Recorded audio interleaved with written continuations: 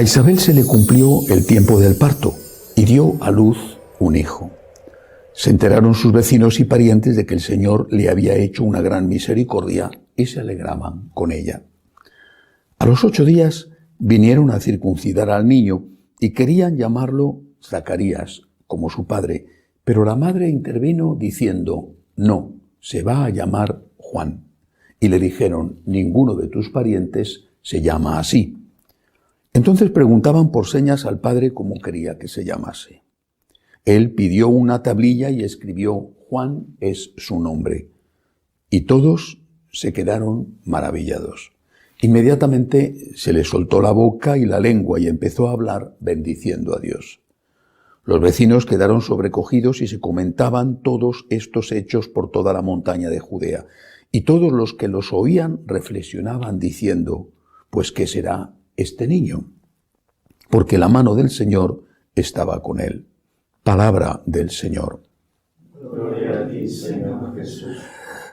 Hoy, en este fragmento del Evangelio de la infancia de San Lucas, meditamos sobre el nacimiento de San Juan Bautista. Al menos hay 2 enseñanzas. La primera nos recuerda que hace casi 2000 años tener un hijo era un gran don, una bendición.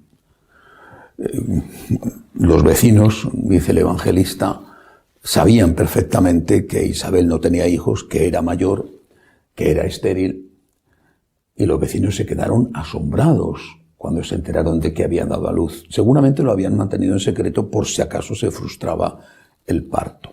Pero cuando se enteraron se quedaban maravillados. Pero no solo eso, dice el Evangelio que se alegraban y la felicitaban porque Dios había tenido gran misericordia con Isabel, con su esposo Zacarías. Entonces, tener un hijo era una bendición. Era una señal de misericordia de Dios. Es verdad que era una sociedad rural y que por lo tanto los hijos eran mano de obra en la casa. Pero no era esa la principal causa de diferencia entre entonces y nosotros. Hoy para nosotros, para muchos por lo menos, tener un hijo es una gran desgracia. Es un problema. Y es un problema que se resuelve, no en todos los casos, pero sí en muchos casos, matando al inocente que se ha convertido en un huésped no deseado. He leído recientemente que en España el 25% de los embarazos terminan en aborto. Eso los que se pueden contabilizar, bien abortos en clínicas o bien abortos mediante la píldora del día siguiente. De cada 100 niños, 25 son asesinados en el vientre de su madre. El vientre de una mamá se ha convertido en el lugar más peligroso para el ser humano. Ríete tú de la serpiente de las selvas tropicales. A ese punto hemos llegado. Pero no solamente esta cultura de la muerte ataca al no nacido, al inocente, sino que también se vuelve contra el anciano y contra el enfermo. La generación que sobrevivió al aborto, es decir, los que han nacido y no han sido abortados sus padres, está matando a esos padres. A ellos que no les quisieron abortar, los están matando con la eutanasia. El enfermo, el anciano, es molestia, es carga. Te quita tu precioso y escaso tiempo del descanso, te complica la vida. Esa es la diferencia entre aquellos y nosotros. Todo lo que es una complicación, todo eso tiene que ser rechazado. Hay que huir del sacrificio y del dolor. Yo no tengo hijos, soy sacerdote. Tengo hijos espirituales y algunos me dan quebraderos de cabeza, la verdad. Pero tuve padres, ya han fallecido, y estuve con mis padres, lo que me permitían mis posibilidades, pero estuve con ellos. Estuve con mi mamá. Yo estaba en Estados Unidos en ese momento cuando mi mamá estaba en la última etapa de su vida y viajaba continuamente para estar a su lado cuando la situación se volvía grave.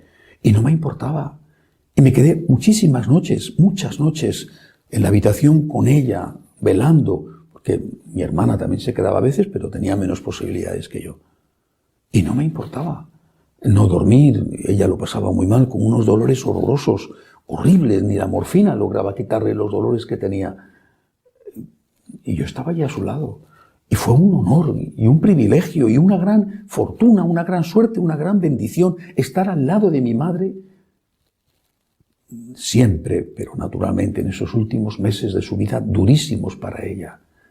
Nunca pensé, ni se me pasó por la cabeza imaginarme, decir, a ver si se muere pronto porque vaya lata que me está dando o cómo me perjudica, pero es que ni se me pasó por la cabeza. ¿Qué tipo de sociedad es esta en la que todo problema tiene que ser resuelto con la muerte? Todo el que molesta tiene que ser eliminado. ¿Alguien se pregunta alguna vez si eso no le va a pasar a él? Porque la medida que uses, la usarán contigo. Tú también llegará un momento en que tengas una molestia y entonces molestes. ¿Te duele algo? ¿Lo dices? Inyección y se acabó. Repito, la lección que nos dan nuestros mayores no es la de acabar con los problemas eliminando a la causa del problema, sino abrazar a Cristo en la cruz y considerar ese problema como una bendición. Tengo un problema, tengo un tesoro. Si esto lo olvidamos, por lo menos nosotros los católicos, repito, nos dejamos arrastrar por la cultura de la muerte y pagamos y pagaremos carísimas las consecuencias. Una sociedad sin hijos, una sociedad que mata a los ancianos y a los enfermos, es una sociedad condenada a desaparecer. La otra lección de este fragmento del Evangelio de la infancia es sobre Zacarías. Había dudado. Su pregunta al ángel, el mismo ángel, el ángel Gabriel, pregunta al ángel no fue la de María. María preguntó, ¿cómo será eso? Mientras que Zacarías había dudado y había dicho, no puede ser, si mi mujer es estéril, dame una prueba. Su duda le provocó estar mudo los 9 meses del embarazo. Bueno, había recuperado la fe y pudo hablar, por fin, para gran sorpresa de todos. ¿Cuál es la enseñanza? Cuando tú pierdes la fe, te enmudeces, te callas. ¿Ante qué te callas? ¿Ante el sufrimiento de los demás? ¿Ante las injusticias? Miras para otro lado, no tienes fe, tienes miedo. Miedo a decir, esto que estás haciendo está mal, porque temes las consecuencias, pueden ir contra ti. Miedo también, no solamente a denunciar las injusticias, sino a anunciar la verdad de Jesucristo. Tienes miedo porque no es políticamente correcto decir las cosas, no es políticamente correcto decir esto está mal y no es políticamente correcto decir tienes que hacer esto. Te conviertes en un complaciente, en alguien que dice aquello que el otro quiere escuchar, aquello que va a ser aplaudido por la mayoría, por los medios de comunicación, por los que mandan, pues que has perdido la fe. En cambio, cuando tienes fe, tienes también miedo. Como no, el soldado está en el frente y no está pensando que va de bonito haciendo un paseo militar. Tiene miedo a las balas o a todo lo que pueda venir. Tiene miedo, pero no se retira. Las guerras las ganan los soldados cansados. Y los valientes no son los que no tienen miedo, sino los que estando temblando y con mucho miedo, sin embargo, se mantienen allí en el frente, sin dar la espalda al enemigo. La fe nos da el valor. La fe en el Dios amor y en la vida eterna. ¿Qué te pueden hacer? ¿Quitarte el honor? ¿Quitarte la vida? Pero si hay vida eterna, el problema es ese. Se ha dejado de creer en la vida eterna. Y cuando se ha dejado de creer en la vida eterna, se deja de creer en el valor del sufrimiento redentor de Cristo y en nuestra labor como corredentores, como decía San Pablo. Y cuando se ha dejado de creer, se ha perdido esa fe, te conviertes en un perro mudo que no eres capaz de levantar tu voz para defender al oprimido, ni de levantar tu voz para decir lo que hay que hacer. Que Dios nos ayude a no quedarnos mudos ante las injusticias. Que así sea.